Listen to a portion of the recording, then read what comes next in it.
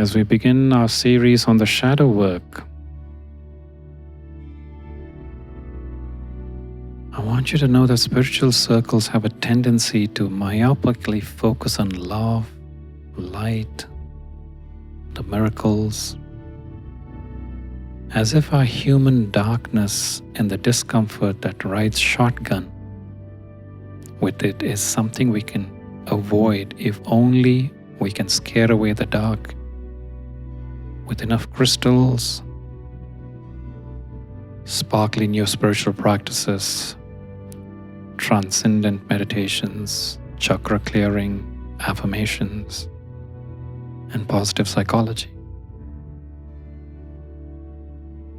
But what if you don't have to be afraid of your darkness? What if, as bringing your shadow out of the dark edgily suggests exploring such darkness provides a true and absolutely foundational path to authentic illumination?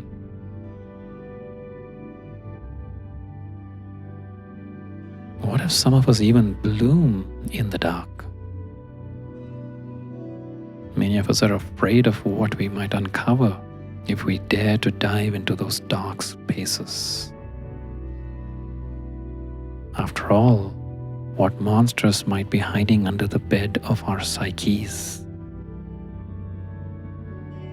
If it's true what mystics say, that we are all interconnected in oneness, what does that mean? We could all have a murderer or a rapist or a cheat or a liar or a greedy materialist or a manipulative sex bot or a self-centered narcissist inside us. We wonder, how will I navigate life if I find that I am not as righteous, as pure, as innocent, or certain of my integrity as I once thought I was?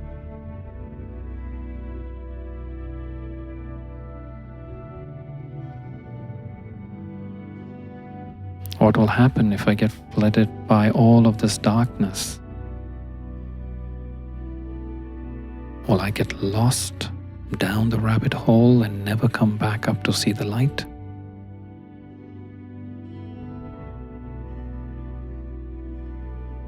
If you've done even a smidgen of shadow work, you know that what we find when we go into spelunking into those dark recesses of our inner world can evoke considerable discomfort and pain.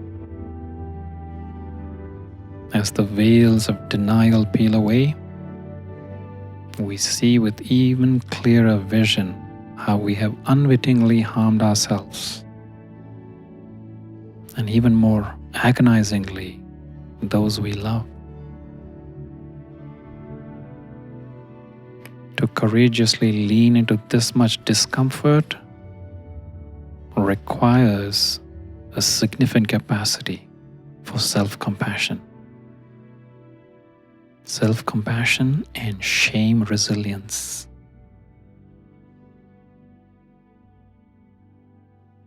To willingly face and embrace the pain without devolving into masochism requires exquisite gentleness, even a sense of humor, as we realize that we are all flawed, that the fantasy of human perfections is only an illusion, that even those we project sainthood upon reveal evidence of shadow if we get close enough.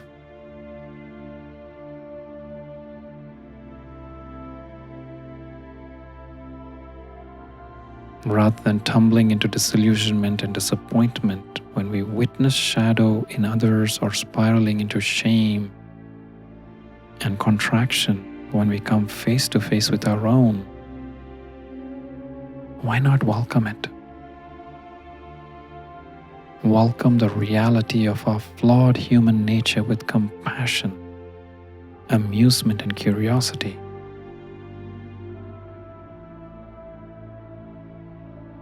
Leaning into how adorable we are as humans, feeling a healing in our shadow our shared shadows, rather than settling for attacking ourselves or others, for our inevitable human imperfections.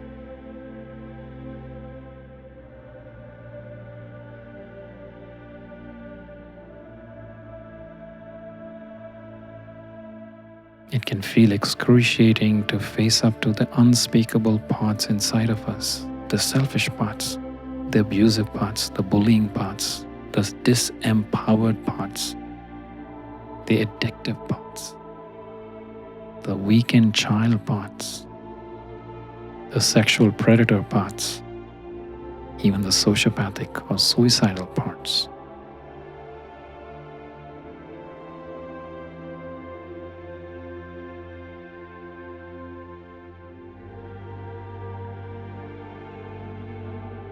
To end the cycle of projecting our shame outwards, to come into right relationship with seeing what we can barely bear, to see in ourselves takes and brings forth heroic levels of courage.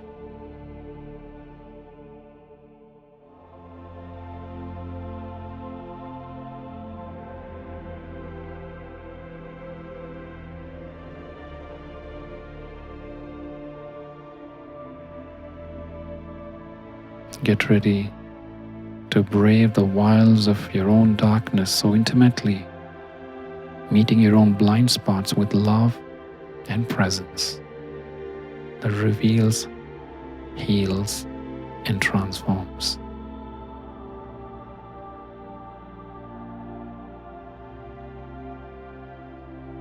If you feel ready, enter gently at your own pace into this exploration of all the crevices where our shadows can hide.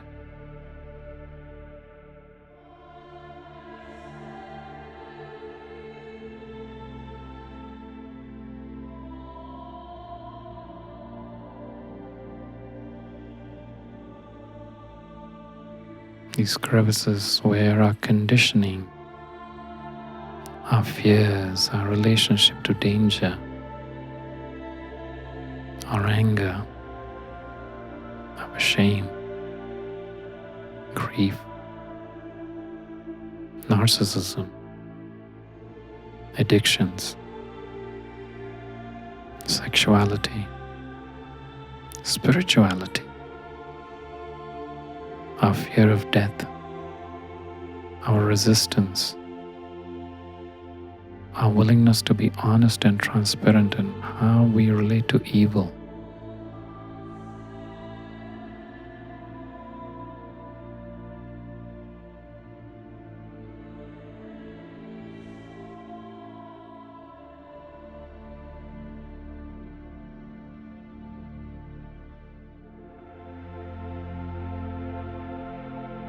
It may feel daunting to embark upon the journey.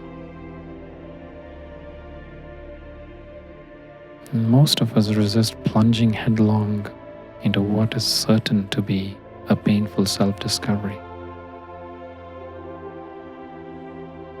But when you do, when you make this attempt with courage, I can reassure you from personal experience that the reward of no longer turning away from your pain, but instead leaning into it, are worth every cringe.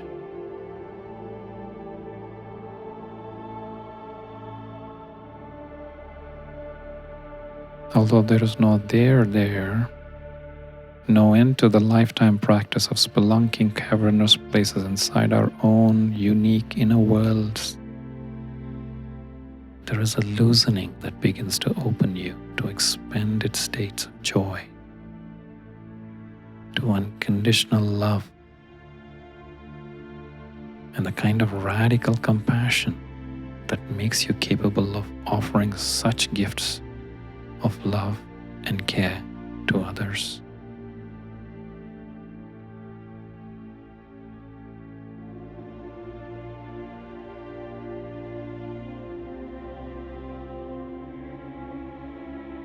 when you know you can handle even the most agonizing pain, when nothing is off limits or out of reach from the love of your own essential self, when your trauma bubbles have been pierced and deflated, when the resistance to seeing what needs to be seen and healed falls away, your heart blows open.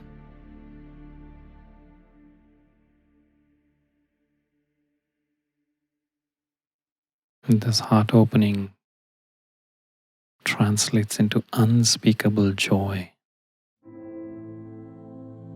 an unimaginable depth of intimacy in relationships with yourself and with others, and most importantly with the divine. You'll feel a renewed sense of purpose, heightened creativity, optimal health, sexual awakening, a loosening of mental contractures that leads to open-minded intellectual curiosity, and the willingness to not have to know, and the capacity to experience a childlike yet awakened sense of awe, wonder, and playfulness as you engage vitally with synchronicity, magic, and the mysteries of life itself.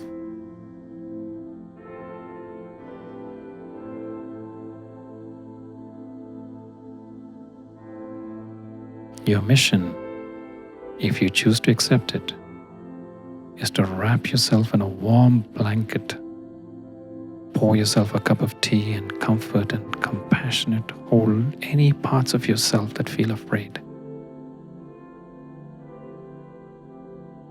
Compassionately hold any part of you that might be afraid of what you might find as you move forward.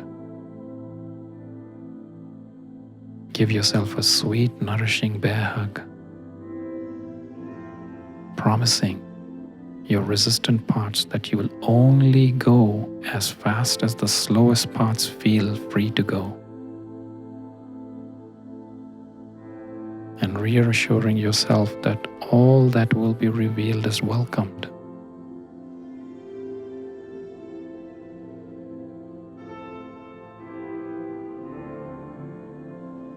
And engulf it in a waterfall of so much love that healing is destined to happen.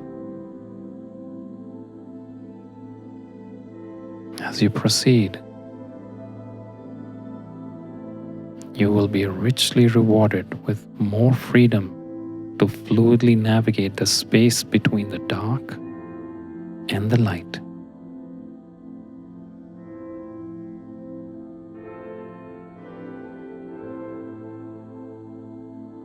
Could this be the enlightenment you're seeking?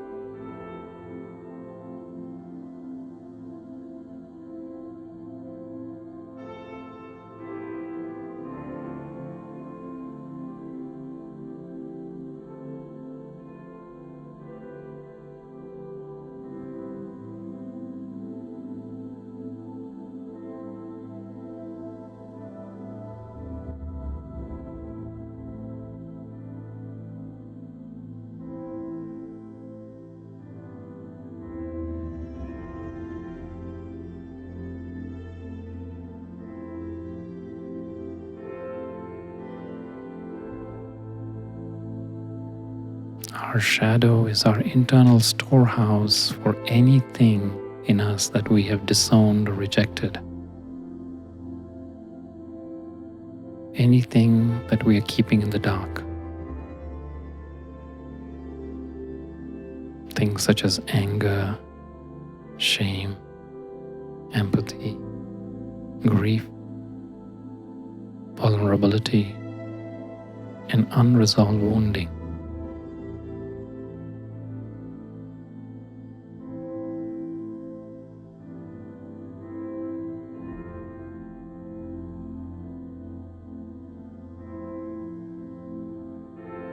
All of us have our own shadows, which are packed with our own unique assembly of those aspects of ourselves we've learned to keep out of sight. A collection of accumulated stuff over the course of a lifetime. And we've learned for survival reasons to deny or bury our deeper pain and our core wounding.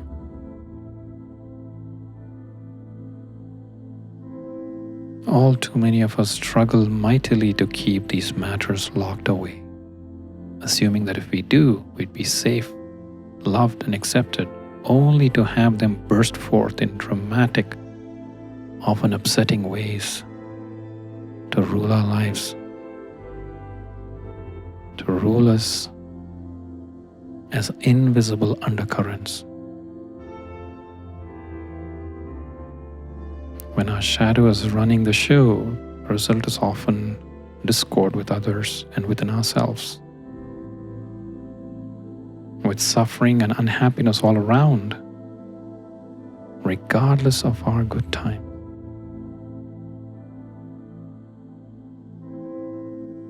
Everyone has a shadow, but not everyone knows their shadow.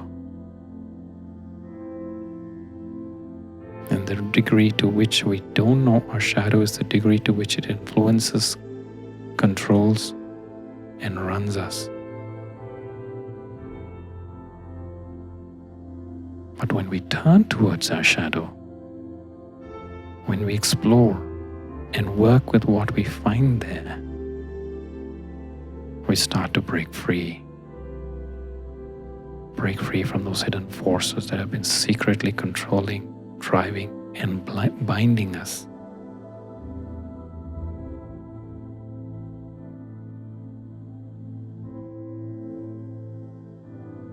Our shadow will continue impacting all that we do until we cease distracting ourselves from it. All that's needed initially is curiosity and a willingness. A willingness to look in ourselves where we may not have looked before.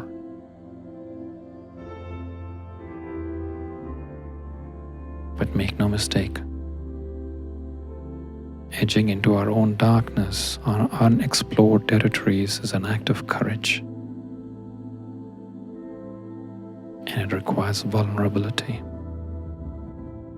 It's a truly vulnerable undertaking.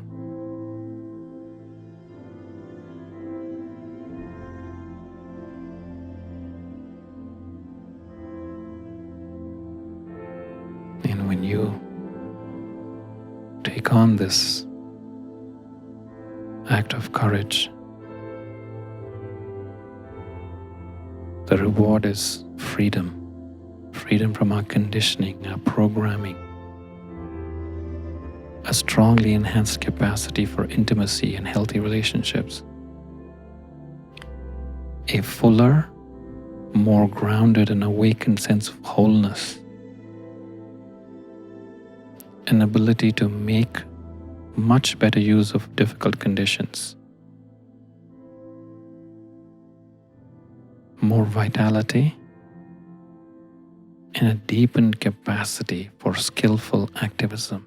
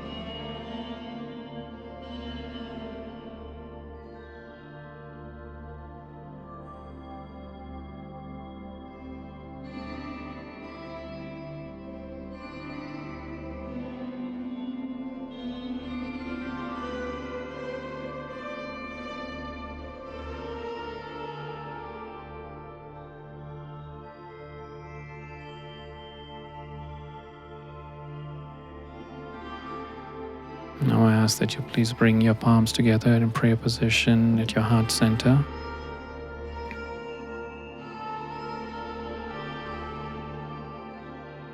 Let's take a moment of gratitude for everyone and everything that made this moment possible.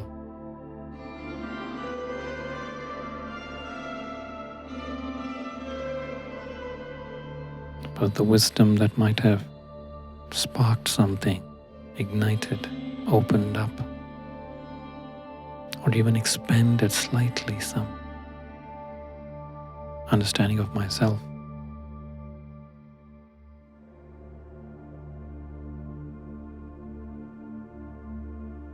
And I want you to go ahead and rub your palms against each other briskly, igniting the chi. The palms are an energy vortex, and as you rub them, you're kindling the prana. And when you feel a nice warm ball of energy, I want you to go ahead and apply that one eye with one palm, cupping them. And this way you're blessing yourself, allowing the chi to percolate through your body, all the way from the top of the head down to the feet. And blessing yourself that day. May there be courage in my mind, clarity in my eyes to see past the cloud of illusions, and compassion in my heart to hold all parts of me, the good and not so good, the pretty and the ugly.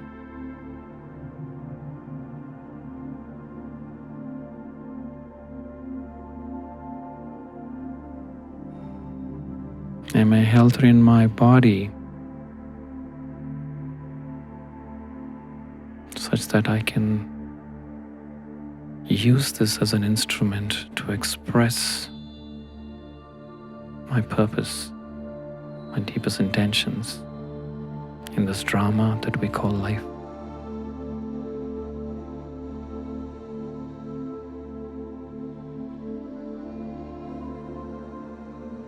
And take your palms and put them facing outwards.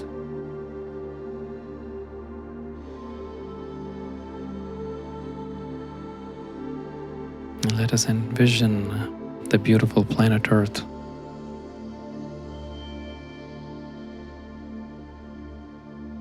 This beautiful ball of blue, white, green, and brown, rotating ever so gently.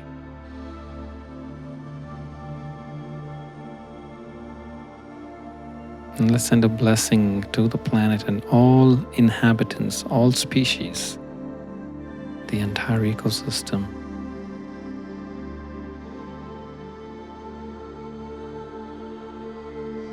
And may there be love that reigns supreme.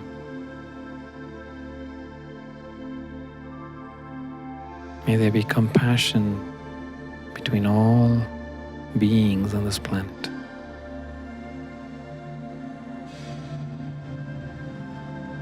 And may peace reign in our minds and our bodies.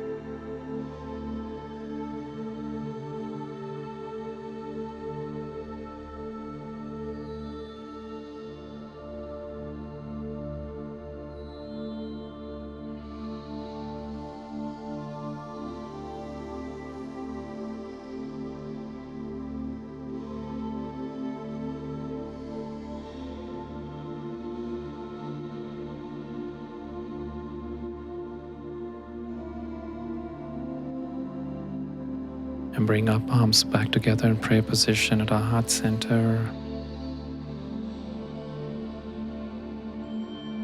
And acknowledge for yourself, how do you feel right now?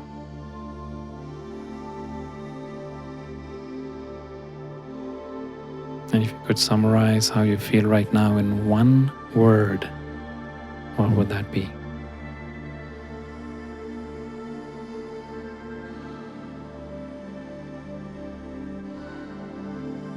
And I ask that you please share that one word in the comments.